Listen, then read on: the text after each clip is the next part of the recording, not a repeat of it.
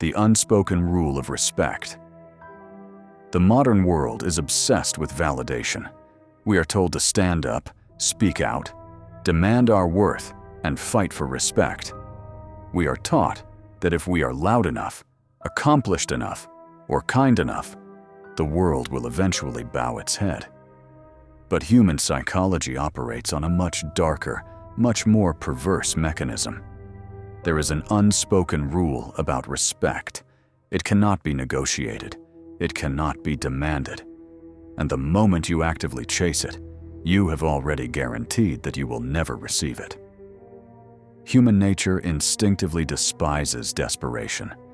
When you beg for someone's approval, whether through over-politeness, constant checking in, or displaying your achievements, the subconscious mind of the observer doesn't see value. It sees a predator's target. It reads your hunger for respect as a confession that you don't possess it. Respect isn't a prize you win by convincing others of your worth. It is a byproduct of your total willingness to walk away. To understand why this happens, we must strip away social politeness and look at the cold mechanics of power. Why do nice people get disrespected the most? Why does the friend who is always available become the friend who is treated as an afterthought? It comes down to a fundamental law of economics: supply and demand, but applied to human psychology.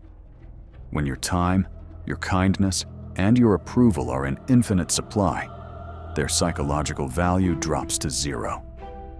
If you always answer the phone on the first ring, if you always forgive without a boundary being met, and if you constantly adjust your schedule to accommodate others, you aren't demonstrating loyalty. You are demonstrating that your time is worth less than theirs.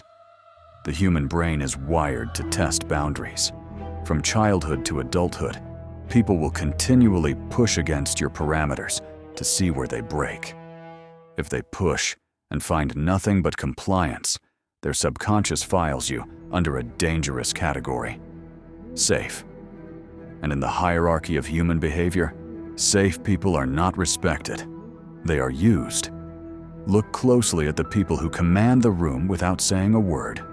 They are rarely the loudest. They never over-explain their actions. They don't write paragraphs when a single sentence will do. They possess what psychologists call emotional sovereignty. A sovereign mind does not outsource its self-worth to the opinion of the listener. If they are misunderstood, they let the silence sit.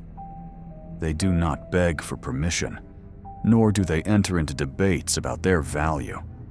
When you over-explain a boundary, you are unconsciously asking the other person if they agree with your rules. You are giving them the power to veto your self-respect. But a true boundary requires no explanation. It only requires a consequence. The highest form of authority belongs to the individual who is perfectly content to sit in isolation rather than compromise their peace. When you show people that you do not need them, a strange shift occurs. The dynamic reverses. They stop looking for ways to exploit your availability and start looking for ways to earn your presence. If you want to shift the power dynamic in your life, you must learn to implement the unspoken rule of respect. It requires 3 shifts in behavior. First, master the art of the unreturned reaction. When someone attempts to diminish you, bait you, or test your boundaries, your greatest weapon is not a sharp insult. It is absolute neutrality. A blank face and a cold silence.